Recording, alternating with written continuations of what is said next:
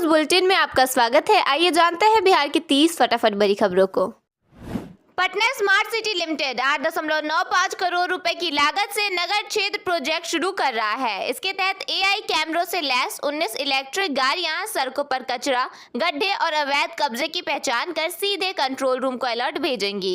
इस hi tech system से शिकायतों का समाधान होने के साथ ऑटोमेटिक चालान भी कटेगा। ये वाहन पूरी तरह से पटना स्मार्ट सिटी व नगर निगम की ब्रांडिंग के साथ सड़कों पर उतरेंगी। इसे चार्ज करने के लिए ICCC या अन्य चिन्हित जगहों पर चार्जिंग हब भी बनाए जाएंगे। आगामी 12 मई को होने वाले बिहार विधान परिषद चुनाव के लिए बीजेपी उम्मीदवार अरविंद शर्मा ने विधानसभा पहुंचकर अपना नामांकन पत्र दाखिल किया। यह सीट पूर्व मंत्री मंगल पांडे के इस्तीफे के बाद खाली हुई थी।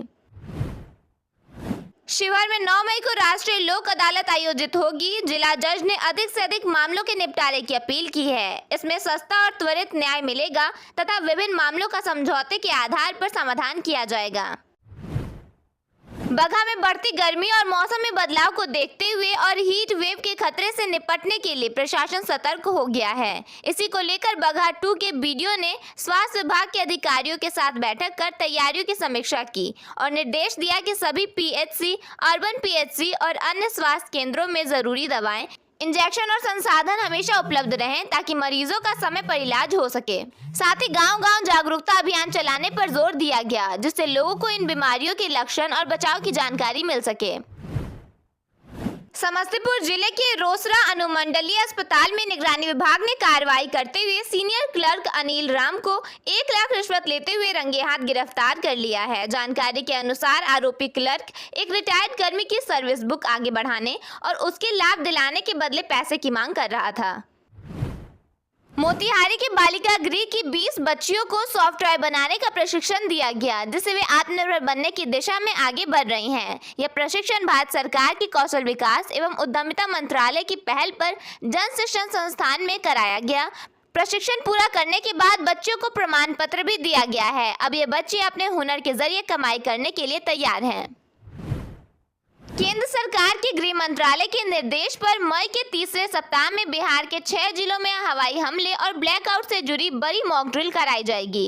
इस अभ्यास में राजधानी पटना सहित बेगूसराय, पूर्णिया, कटिहार, अररिया और किशनगंज शामिल रहेंगे। इसका मकसद आपात स्थिति में प्रशासन, सुरक्षा एजेंसियों और आम लोगों की तैयारी को परखना है। मुख्यमंत्री सम्राट चौधरी ने पटना में सभी जिलाधिकारियों और पुलिस अधीक्षकों के साथ राज्य की प्रशासनिक व्यवस्था की उच्च स्तरीय समीक्षा बैठक की। बैठक में उन्होंने अधिकारियों से सीधे संवाद करते हुए प्रशासनिक निगरानी बढ़ाने और जवाबदेही के साथ काम करने के निर्देश दिए। साथ ही अपराधियों के खिलाफ सख्त कार्रवाई करने को कहा गया। कानून व्यवस्था व पुलिसिंग की स्थिति की समीक्षा भी की गई।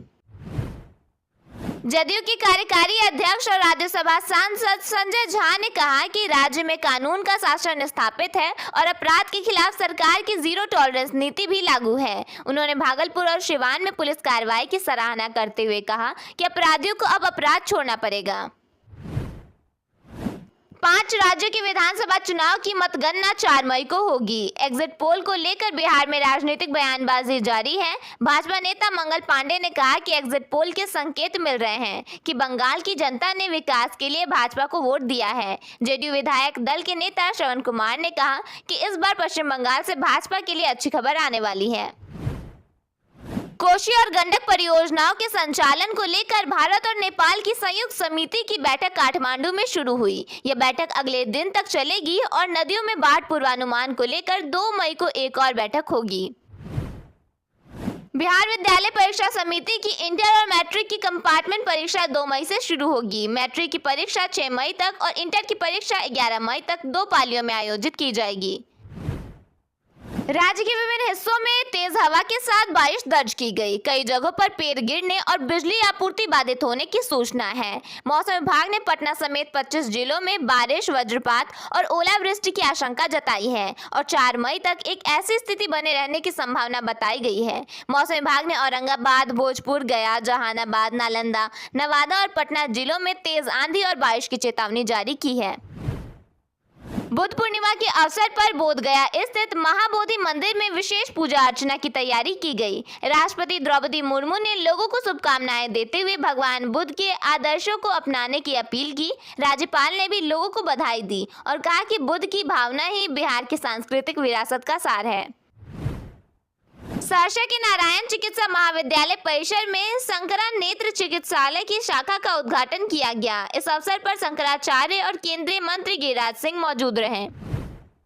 पूर्वी चंपारण के रामगढ़वा में मछली विक्रेताओं से पुलिस पर अवैध वसूली और मारपीट के आरोप लगे हैं। इस मामले को लेकर विकासशील इंसान पार्टी वीआईपी ने कड़ा विरोध जताते हुए निष्पक्ष जांच और दोषी पुलिस कर्मियों पर कार्रवाई की मांग की है।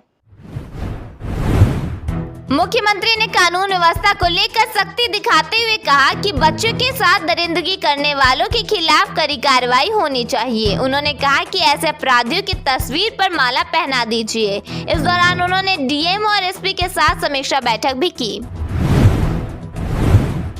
सिवान में बीजेपी नेता मनोज सिंह के भांजे की हत्या के आरोपी छोटू यादव को पुलिस ने एनकाउंटर में घायल कर दिया। उसके दोनों घुटनों में गोली लगी है, जिसके बाद उसे इलाज के लिए पटना रेफर किया गया है। 24 घंटे में 2 एनकाउंटर होने पर जेडीयू के कार्यकारी अध्यक्ष संजय झा ने कहा कि जो गलत करेगा वो मरेगा। उन्होंने कहा कि बिहार में रहना है तो शांति से रहिए। बिहार में आंधी और बारिश के कारण 9 लोगों की मौत हो गई। भोजपुर में पीपा पुल 3 हिस्सों में टूट गया, जबकि रोहतास वाटरफॉल में सावन जैसा नजारा देखने को मिला। राज्य के 20 जिलों में तेज बारिश हुई। खगड़िया में एक ट्रक ऑटो पर पलट गया, जिससे हादसे में सीआईएसएफ जवान की पत्नी और ड्राइवर समेत 3 लोगों की मौत हो गई। क्रेन की मदद से करीब 2.5 घंटे बाद शव को बाहर निकाला गया। बिहार में सीओ और राजस्व कर्मियों की हड़ताल समाप्त हो गई है। सरकार से बातचीत के बाद अधिकारी काम पर लौटेंगे। वे पिछले 1 महीने से हड़ताल पर थे। दानापुर में निर्माणाधीन बिल्डिंग की दीवार तेज आंधी तूफान के दौरान गिर गई, जिसमें 2 लोगों की मौत हो गई। स्थानीय लोगों ने रेस्क्यू कर एक घायल को बाहर निकाला, जिसका इलाज जारी है। बेगूसराय की 1.5 साल की बच्ची रूही मस्कुलर डिस्ट्रॉफी से जूझ रही है। बताया गया कि अगर उसे 18 करोड़ रुपए का इंजेक्शन नहीं मिला तो उसकी जान को खतरा है। उसके पिता राकेश बेंगलुरु में मजदूरी करते हैं। पटना में 1 करोड़ 25 लाख रुपए के इंजेक्शन और कफ सिरप जब्त किए गए हैं। ये दवाएं कैंसर के इलाज के लिए बनाई जाती हैं, लेकिन इनका इस्तेमाल नशे के रूप में किया जा रहा था। नालंदा में इंस्टाग्राम के जरिए हुई दोस्ती के बाद एक युवक को लव ट्रैप में फंसाकर अगवा कर लिया गया। आरोपियों ने 6 लाख रुपए की फिरौती मांगी थी। पुलिस ने मामले का खुलासा करते हुए आरोपी को गिरफ्तार कर लिया है। दिल्ली में बिहार के पांडव कुमार की हत्या के विरोध में कांग्रेस ने प्रोटेस्ट मार्च निकाला। इस दौरान पीसीसी चीफ राजेश राम ने मुख्यमंत्री सम्राट और प्रधानमंत्री मोदी का पुतला फूंका। हाजीपुर में 2 बच्चों की मां को उसके बॉयफ्रेंड के साथ पकड़े जाने के बाद ग्रामीणों ने मंदिर में दोनों की शादी करवा दी। बताया गया कि 1 साल पहले इंस्टाग्राम पर दोनों के बीच प्यार हुआ था। मोतिहारी में अपराधियों ने मात्र 4 मिनट में एटीएम काट कर 36 लाख रुपए की चोरी कर ली। पैसे बोरे में भरने के बाद जब बोरा भर गया तो मोटरी बांधकर रकम ले गए। पुलिस सीसीटीवी फुटेज खंगाल रही है। कंगना के चक्कर में पड़े हैं केंद्रीय मंत्री चिराग पासवान। ये दावा किया है तेज प्रताप यादव ने। एक्ट्रेस बोली, अगर रोमांस होता तो हमारे बच्चे होते। बिहार के 33 जिलों में बारिश का अलर्ट। 5 जिलों में मौसम सामान्य रहेगा। 3 मई के बाद लोगों को भीषण गर्मी का सामना करना पड़ेगा।